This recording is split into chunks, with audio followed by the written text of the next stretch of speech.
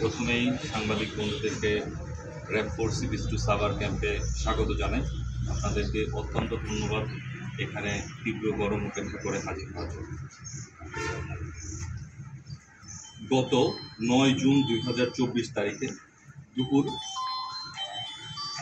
1400 ঘটিকার সময় ঢাকা জেলার ধামরাই থানাধীন কুল্লা ইউনিয়নের পশ্চিম বাড়িগাঁও এলাকায় অজ্ঞাতনামা একটি মৃতদেহ পাওয়া যায়।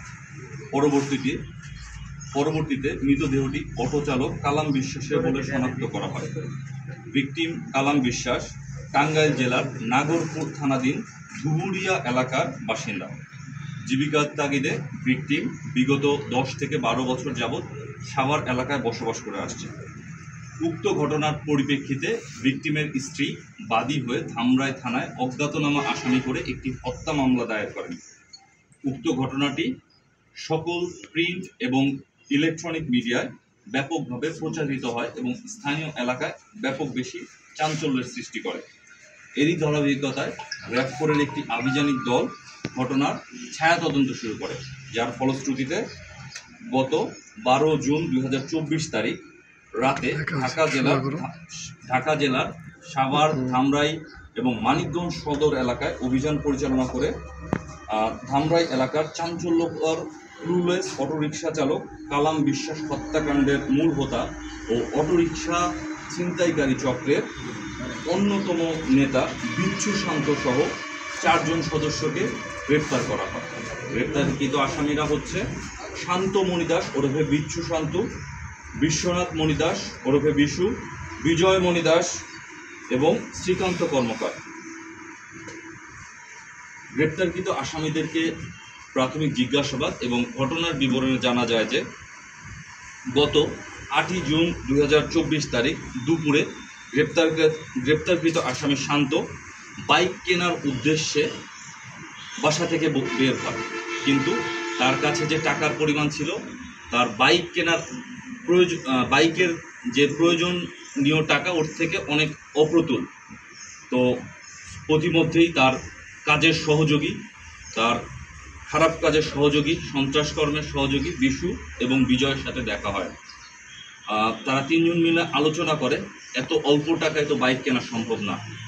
তো তারা 3 জন মিলে আলোচনা করে চিন্তা করে যদি কোনোভাবে একটি বাইক বা অটোযান যদি ছিনতাই করতে পারে তাহলে সহজেই মোটা অঙ্কের টাকা তারা পেতে পারে, যার মাধ্যমে তারা একটা বাইক কিনতে পারে। তো সেই অনুযায়ী তারা পরিকল্পনা করে যে একজন অটো চালককে টার্গেট করে তার কাছ থেকে অটো হাতিয়ে নেবে।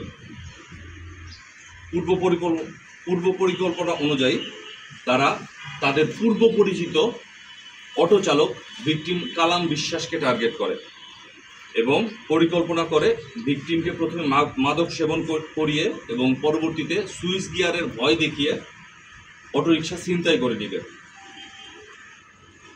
যার ফলশ্রুতিতে প্রধান আসামি শান্ত ভিকটিমকে অটোরিকশা রিজার্ভ নেয়ার ব্যাপারে অটোরিকশা চালক কালামকে ফোন কল দেয় এবং জানায় তারা ধামরাইয়ের কুল্লা ইউনিয়নের একটি পার্কে ঘুরতে যাবে।